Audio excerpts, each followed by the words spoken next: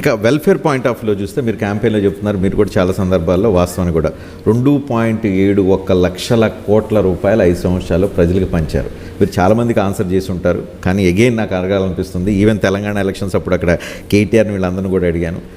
ఆంధ్రప్రదేశ్లో సంక్షేమం పేరుతో పేద ప్రజలకు వాళ్ళ వెల్ఫేర్ కోసం అని చెప్పి మీరు దోచి వాళ్ళకి పెడుతున్నారు అనేది ఒక చర్చ ఉంది. మీరు ఫేర్గా చెప్పండి, దీని మీద మీ ఒపీనియన్ ఏంటని. ఇది basically Rajini, once again it's a transformation. Once again ఇదొక, I think I would use a bigger word, it is a revolution. ఇన్ని కోట్ల మందికి బ్యాంక్ ఖాతాలు ఓపెన్ చేయించడమే కాకుండా డీబీటీ పద్ధతిలో వాళ్లకు ఎక్కడ లంచాలు లేకుండా, ఎక్కడ వివక్ష లేకుండా నేరుగా వారి ఖాతాల్లోకే, నేరుగా వారి చేతికే అర్హతే ప్రమాణంగా ఇక్కడ బటన్ నొక్కడం, నేరుగా వాళ్ళకి వెళ్ళిపోవడం. ఇటువంటి ట్రాన్స్ఫర్మేషన్, ఇటువంటి రెవల్యూషన్ గతంలో ఎప్పుడూ జరగల. The biggest advantage in doing so is ఇది directly into their hands. ఆ ప్రతి ఇచ్చేది కూడా it is none of these things are doles. ఏదో ఊరికే ఇవ్వడం కాదు.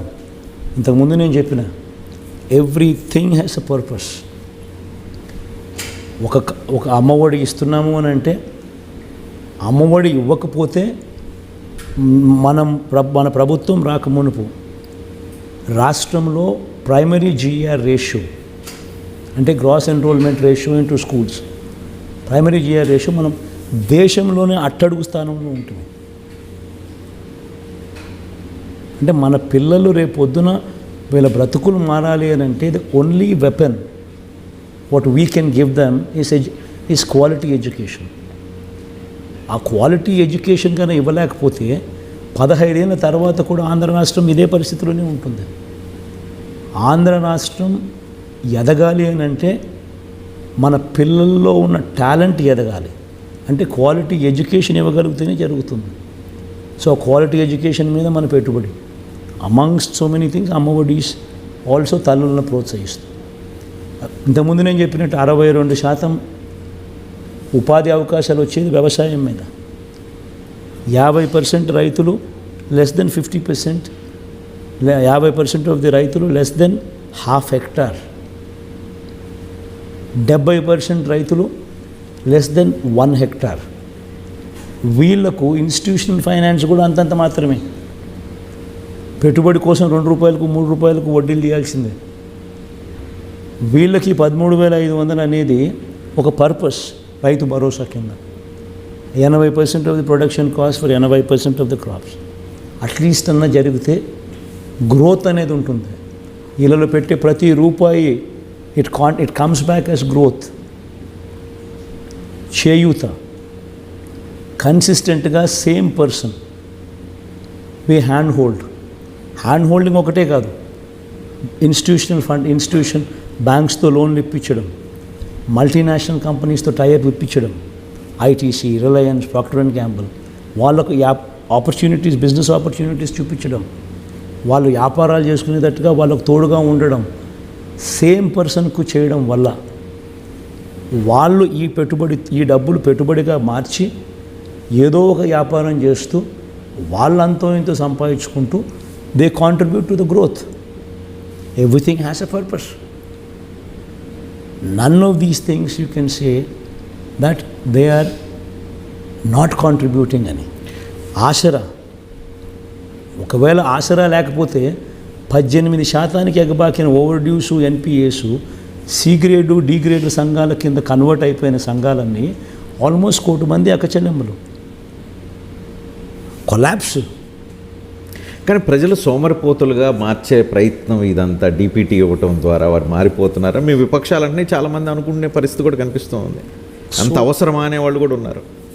సోమరిపోతులు అనే మాట ఎవరంటారు అని అంటే పెత్తందారులు. మీకు ఒకరికి మంచి చేస్తూ ఉంటే దానివల్ల వాళ్ళ జీవితాలు బాగుపడుతూ ఉన్నాయనంటే ఆ బాగుపడే కార్యక్రమంలో బాగుపడుతున్నాయి అనేది బాగుపడే పిక్చర్ మీకు కనపడకపోతే దాంట్లో నెగిటివిటీ మాత్రమే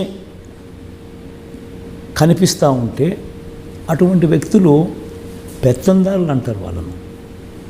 దే ఆర్ నాట్ కాల్డ్. కానీ ఎన్ని రోజులు ఇట్లా డబ్బులు ఇచ్చుకుంటూ పోతాం? ఎన్ని రోజులు? It is not. మనం ఆలోచన చేయాల్సింది ఏంటంటే Cheyutha is 4 years. Okay, we extended by another 4 years.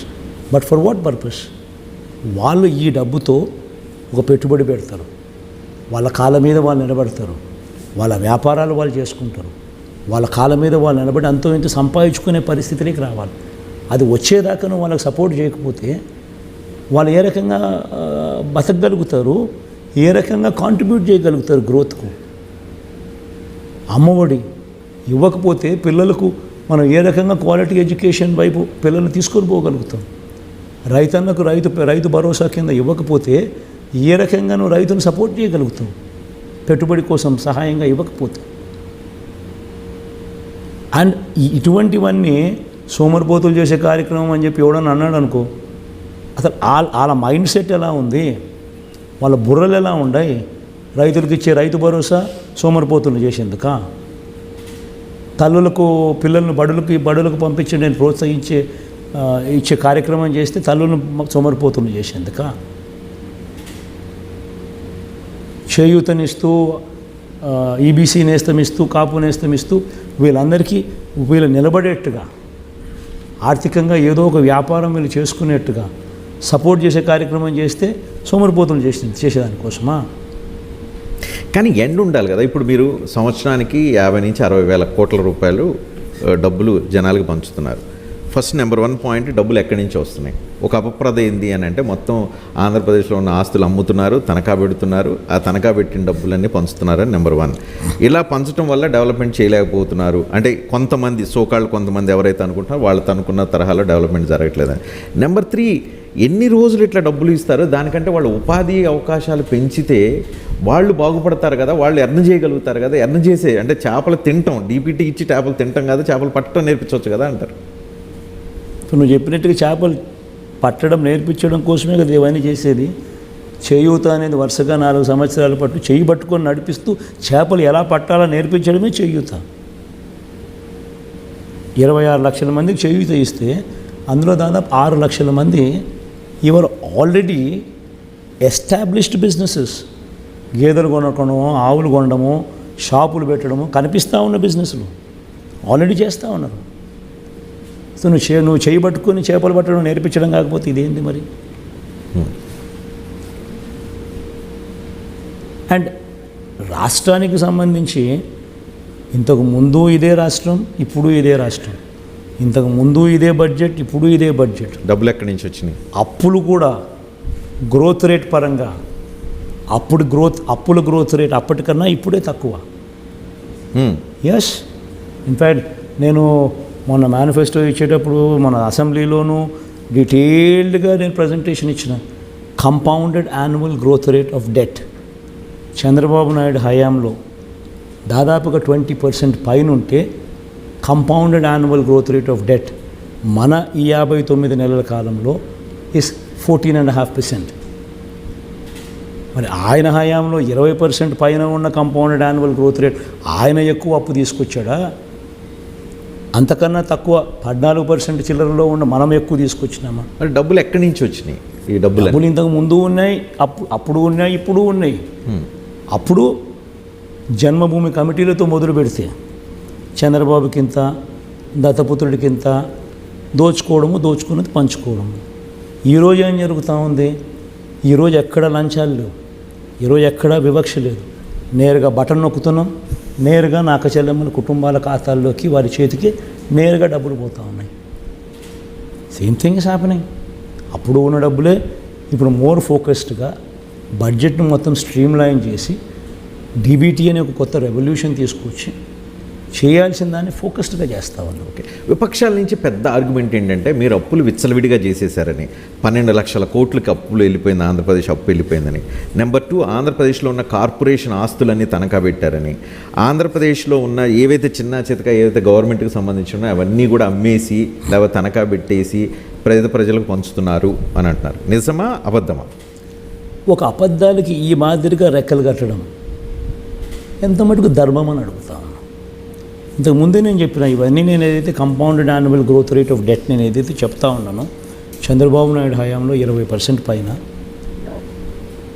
మా హయాంలో 14% చిల్లర, ఏదైతే నేను compounded annual growth rate of debt గురించి నేను ఏదైతే మాట్లాడతానో ఇవన్నీ ఆర్బీఐ దగ్గర ఉన్న డాక్యుమెంట్స్, ఇవన్నీ స్టేట్ బడ్జెట్ డాక్యుమెంట్స్, ఇవన్నీ కాగ్లో అవైలబుల్ డాక్యుమెంట్స్, ఇవన్నీ కళ్ళ ఎదుటే కనిపిస్తూ ఉన్నా కూడా ఇష్టం వచ్చినట్టుగా అబద్ధాలు చెప్పడం, ఇష్టం వచ్చినట్టుగా దాన్ని నెగిటివ్గా గోబెల్స్ ప్రచారం చేస్తూ ఒకే అబద్ధం ఎన్నిసార్లు, అది అబద్ధం అని చెప్పి మేము మా డిఫెన్స్లో ఇవన్నీ డేటాతో సహా ప్రజెంటేషన్ ఇచ్చినాం. ఒకటికి కాదు, మేము కూడా సుమారుగా ఒక 5-6 సార్లు ప్రజెంటేషన్ ఇచ్చినాం.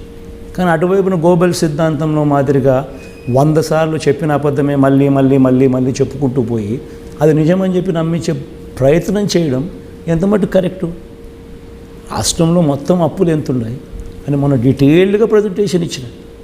నేను మేనిఫెస్టో రిలీజ్ చేసే రోజు కూడా డీటెయిల్గా చెప్పిన. కావాలంటే ఆ టేప్స్ అన్నీ మీ దగ్గర మళ్ళీ ఉంటాయి. ఈ ఇంటర్వ్యూతో పాటు ఆ స్లైడ్ కూడా, అప్పుల స్లైడ్ కూడా ఒకసారి అది కూడా ప్రజెంటేషన్ చేసి ఈ స్లైడ్తో పాటు కలిపి చూపించండి. ఎవరి హయాంలో ఎవరు ఎంత అప్పులు చేసినారు, ఎవరి హయాంలో అప్పుల్లో గ్రోత్ రేటు ఎవరి హయాంలో ఎక్కువ ఉంది అనేది కూడా క్లియర్ కట్గా